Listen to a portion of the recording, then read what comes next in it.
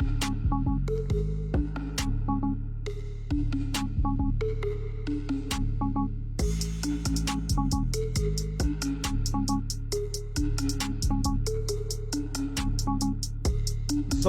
asked Temba, "Where do you want to go for our anniversary?" Temba said, "Somewhere where I've never been." And Zodwa said, "How about the kitchen?" Good evening and welcome to Talk with Rams Live. We are on Facebook, Instagram, and YouTube. Talk with Rams on all platforms. This is the most powerful digital content you will ever get this side of the equator. At least 30 minutes of digital content. Now, our heavyweight game changer Khandani Msibi is back. He left us salivating last week when he took the economic transformation bull by the horns, or was it Rams by the horns? Either way, you wanted more, you asked for more, so we got him back. And he also got electricity at home, so we could start on time. By way of introduction, the group CEO of NUMSA Investment Company, Khandani, joined NUMSA Investment Company in 2008 when the group was facing liquidation in the High Court. He brought it back, he turned it around, and he grew the business. He's now, as group CEO, also chairman of all subsidiaries in the group, including Dove's Group, 360 Life, 360 Health, and NUMSA Financial Services, amongst others. As I said last week, many of us have a view about transformation and about supporting small business. Very few of us are genuine about it. And even fewer put their money or their mouths where their money is. But there are exceptions, men and women who walk the talk, and their work is there for everyone to see. And Khandani is one of those. I'm glad to have him back tonight. And tonight is not about him. We're getting into issues now. We've dealt with him last week. Today we're getting into serious issues. It's going to be a war in this studio because I want to hear his views and I want to take him on those views about economic transformation. Baba Msibi, good evening again, my brother. Good evening, Rams, and good evening to your listeners. I think I must correct you on one thing there. Uzodwa is with Uvusi. You're going to cause trouble. Vusi is gone. Vusi is gone. No, Vusi is a new Zodwa's got Temba now. Yeah, it's Temba. You know, but Vusi is out of order. But we'll deal with him later. But I'm on Zodwa's side now. You're Zodwa's side of that. Okay. I'm on Zodwa's side. We need to deal with Vusi. But thank you very much, my brother. You know, and I really want to start where we ended last week. Yes. And say, because you were saying that government should be funding businesses, should be doing much more than it's doing now. Yes. Now, my question is it realistic though? Can government afford to do that?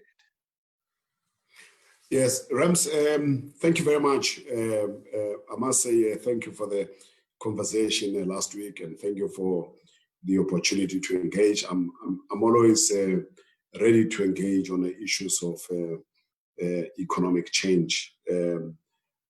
I think there's an interesting event that has just occurred right now, recently. That the state, through the Reserve Bank, has made 500 billion rands available for business. Now, think about it this way: that we've had Black people, African people, have gone through slavery, colonization, and apartheid, right? And we come to 1994, and nothing is given to us in order to rebuild what we lost. We get one virus hit the world, and there's 500 billion rands to rescue business. Right? Mm. So, and for me, some of these things indicate the hypocrisy that is in the system. The hypocrisy that has double standards. Right? The one standard for Black people and Black business, and the other standard for white business. Right? The Reserve Bank has gone out and reduced the reserve requirement in order to enable the banks to lend to their clients who are mostly a white business, right? And with a view to say, we understand you got hit by COVID, right? And therefore, in order for you to stand up and begin to do the things that you are supposed to be doing, here's 500 billion rands, right? But the same consideration was never afforded to us, and yet we were expected to have recovered from those three evils of slavery, colonization, and apartheid. So it is reasonable, given the fact that they've done it recently. Right? How would I have argued if there was no COVID? Right? The reason why the Jewish community is doing well is because it received reparations. Right? Mm-hmm. It's only Africans that people think that we should recover from the evils of our oppression without any form of assistance. Right? And that's the hypocrisy in the world. That's a hypocrisy that exists in the system of capitalism, that we always have to we're always given the hard side of the bargain, and other people who are presumably said to be superior and better than us always have to get the softer side of the bargain. Right? So here you are. You got two incidents that prove that a people that have been oppressed, that have been shattered by a system or an event, need to be assisted in order to stand on their feet. So the next question then would be, why do you think a Black government that has been in power for 26 years is not seeing what you're seeing and is not doing what seems obvious to be done? I think the way that our oppressors have functioned, or how they have managed us, right? They have used manipulative tactics. The manipulative tactics that were put onto the ANC, they come from this whole thing of reconciliation. We are all one, and we're all equal. And I don't know, because the ANC started to accept a false narrative about this country. For a long time, they've pursued the whole thing of non-racism, when Black people have not gone out to oppress anybody on the basis of race, but non-racism is jumped up onto us. So I think there has been that, if you like, some kind of a propaganda that has been force-fed into the ANC to a point that they haven't used the power that they have in order to change the economy. They've accepted programs that assumes African or Black inferiority and a white superiority, that the white people must empower us. And they left the continued empowerment of white business by the state intact. It's almost like and if you look at the silliness of it, is that we will continue to empower white business with the ANC, and white business will empower Black business. Right? That's the ridiculousness of the current environment. How does the state empower white business? Look at where the state deploys its GPF money. Look at who it gives the tenders to. Look at who it gives the PPPs to. Right? Yeah. And you look at all of that. It's a flow of money towards white business, and I think the latest aspect of the coronavirus rescue package, right, exposes that level of a hypocrisy and double standards. So we don't need to be empowered by a white business. In fact, my views about these kinds of things is that the state needs to create a level playing field for Black business. Right? At best, they must support Black business the way that they've come out for white business through the rescue package, the COVID rescue package. They must come up with a apartheid rescue package for Black business. At best. At worst, they must create equality so that I have as much of access to the business as much as any other white business. But what they have done instead, they've created even more barriers for us. I think before 94, the reserve requirement to start a bank was below 50 million rands. Today, you need 250 million rands, which means that the entry level has been increased. If we are to look at all industries that the state is regulating, right? And the state regulates a lot of industries. Regulate banks through the Reserve Bank, it regulates insurance companies through the FSCA, and now the Prudential Authority as well. It regulates medical schemes. It regulates telecommunications. There's quite a number of sectors that the state regulates. And all of those sectors that the state regulates are the most profitable sectors and the most stable sectors. Right? What makes them profitable and stable? One, very little or limited competition. Right? And two, very high barriers to entry.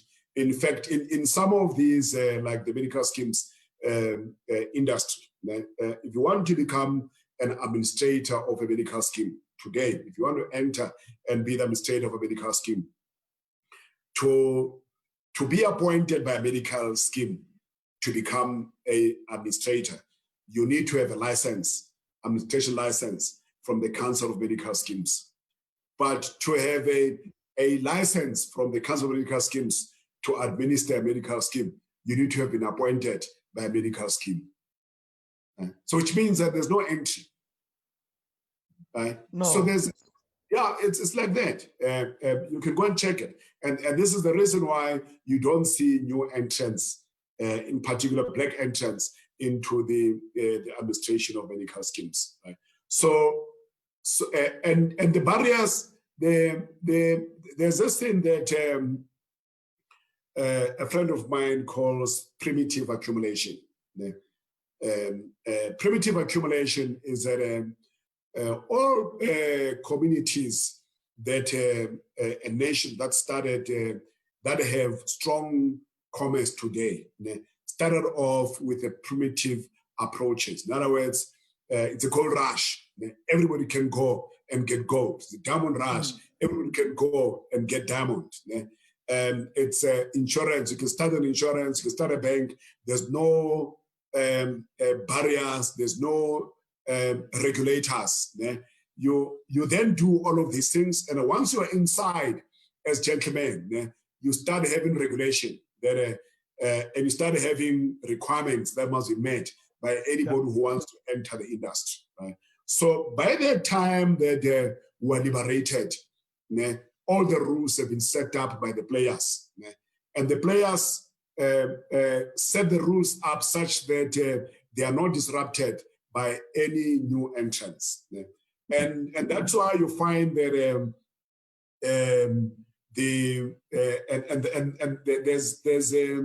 there's this concept of regulatory capture, right?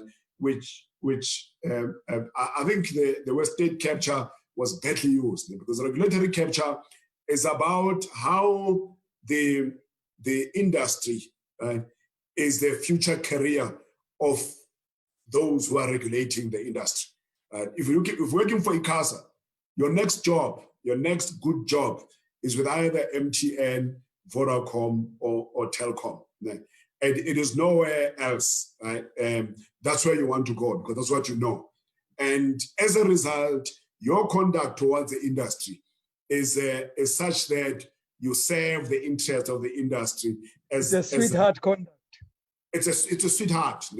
And you find that there with the Reserve Bank and the bank, National Treasury, Reserve Bank and the banks, that how many people have moved from National Treasury and the Reserve Bank and have become CEOs of banks, right?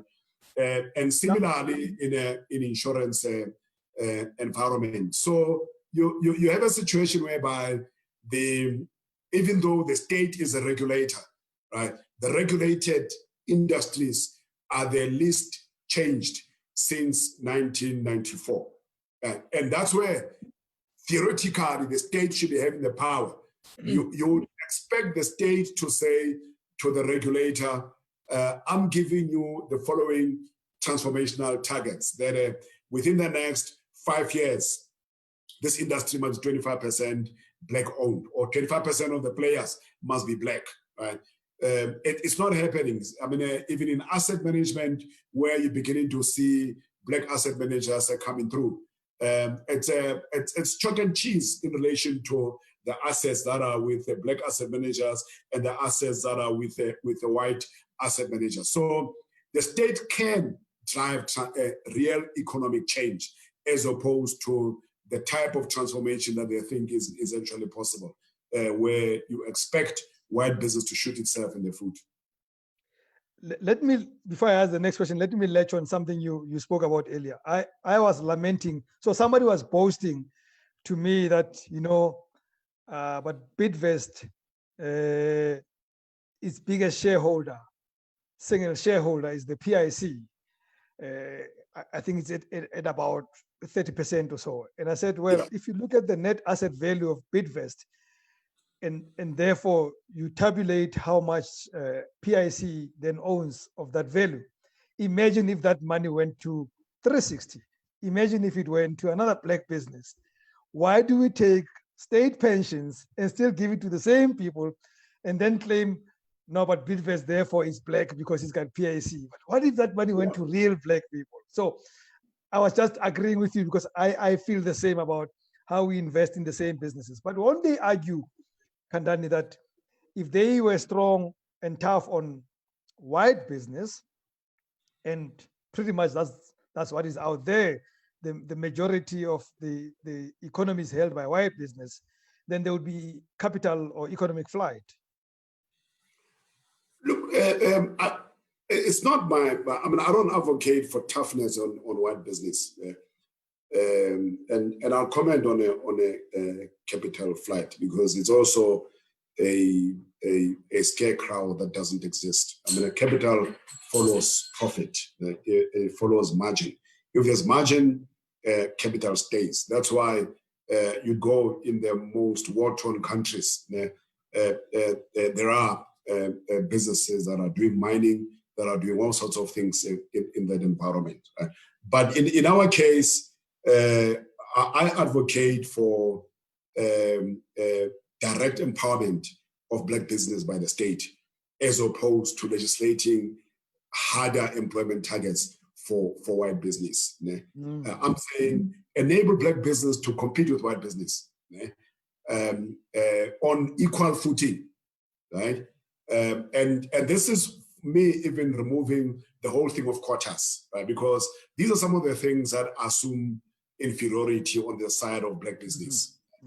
And we say the state must create a leveling, because what's happening now is that it's not like white business is superior in its operation. It's just that the playing field is not level, right? The state needs to level out the playing field, right? In terms of access to capital for black business, right? In terms of some form of restoration, right? Restoration here is a situation whereby, okay, let me give you an example. The state subsidizes the automotive industry. Where is the equivalent of black business that is subsidized by the state in relation to the automotive industry, right? There's various subsidies that exist, but you go into the DTI and look at who's been funded. The majority of that still goes to white business. You go into the ITC and look at who the ITC is funding, right? The majority of those go to white business. I'm saying that there's a lot of black businesses that lack access to capital, where the state must come in. We're not asking for handouts. We're not asking for anything for free, but we're asking for enablement that will actually enable us to compete with white business on an equal footing. If competition is what will make white business go away, then does that mean that the whole purpose of BEE is that there should never arise out of black people the form of enterprise that will compete with white business as a result of BEE, because then white business will run away. So the running away thing can only happen if you have a legislation that forces you to give what you have. And I'm saying we shouldn't even look at that. We should look at normalizing competition in the market. There's no, and I'll give you in our case. I'll give you some of the elements of legislation that makes competition hard for black business. You look at a medical industry. We compete with Discovery through a Caesar Medical Fund. But management in companies who themselves have chosen to be members of Discovery, they force other staff members to be members of Discovery. They don't allow for individuals to make the choice. So that when we can put our own value proposition to these employees against Discovery. But we can't compete with Discovery because the employers are dictating who the employees must join. So it's those kinds of impediments to competition that actually exist in the market that I believe must be removed. There's in a lot of industries, and then there's the issue of manufacturing. If you're black and you produce goods like DJ Spoo with his Mofire, and a whole lot of people that are making goods that are produced, they struggle to get shelf space. And that's the one area that the state, in my view, must begin to legislate, that the shelf space must reflect the competition in the industry. And the shelf space means that the retailers decide the winners and losers. They can decide that your product is not going to be a winner. We're not going to allow it shelf space. Right? And then you got nowhere to go. Right? So, and it's part of the reason that I believe that we need to own the retail market in order to decide the winners and losers. But it's those kinds of, there's a lot of things we need to change just to create equality, not to get an advantage, just to create equality. So I'll tell you this much. I now know, after 2 interviews with you, that I could never have you for 30 minutes here. So this feature is going to have to become a 1-hour feature. That's one. 2, unfortunately, you're going to have to be with me almost every Thursday. I may find another guest to join and maybe challenge you. The problem is that I agree a lot with the things that you say. So I need somebody who's going to disagree with you. Absolutely, yeah. But 4, as we conclude quickly, I need to ask you this. In the absence of government seeing this wisdom, and I call it wisdom because I agree with it, and probably you and I are wrong, and I'll accept if we are wrong, if we are proven wrong by other people. In the absence of that happening, what's going to happen? What do we need to do for things to be better? Look, there are interesting developments there that I'm observing. I mentioned last week about a young man who is baking bread and delivering bread with bicycles. There's a young man who's making detergents and delivering to tuck shops. So I think there's an emergence of a spirit of Vukuzenzele that you and me grew up with. Yes. I think that spirit was depressed by the hope that we were sold. We thought the ANC would just deliver these things, and we all sat back and waited for them to deliver. I think the circumstances have pushed us back to Vukuzenzele. People like DJ Sbu, rabble rousing on social media about entrepreneurship. The current retrenchments have begun to shift people more towards entrepreneurship and support for entrepreneurs. I think there's and that's where the danger lies for the ANC, that if they're not seen to be driving the change and the change happens, they will become irrelevant in the lives of people, because change has to happen. And if you're a political party, you want to be the one who's bringing the change when you have the power. I'm going to conclude with this question, but I'll leave it as a comment, even though it's a question. I think it's loaded by Khao Hengwe Sihumetlale on Facebook. Khao says, according to white counterparts, they were offered grants or rescue package to settle their debts just before the change of regime. That's why they don't have sympathy to their own, to those who are suffering. I don't encourage this, but for Black business, is it possible to have a grant or such a grant for all, irrespective of one's political affiliation? So I don't want you to respond to it, because I think he's making a statement. And by the way, I do agree with the statement that without a deliberate act by government to make sure that 360 can at least compete, not to fight with the other people, but to compete with its competitors, then we have a problem. And I know that's what happened in the Asian tigers. You know, their governments, upon freedom, made sure that their businesses could compete with the former oppressors. And that is why in 50 years, they turned those economies to be what they are today. I don't understand why we're not doing it. But one thing I understand is that 30 minutes with you is never enough, because we have reached the limit of that 30 minutes. Yeah. So, Khandani Msibi, please humor me and say yes to a weekly feature. And we will make sure we extend it to about 45 minutes, maybe an hour, and I'll get a second person who will certainly disagree with you so that I don't have to do much. I can just talk between the two of you.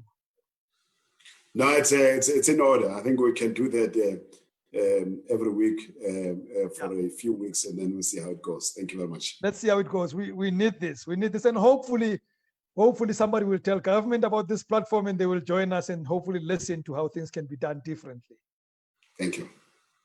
Mr. Khandani Msibi, our game changer, thank you so much for round 2 of this conversation.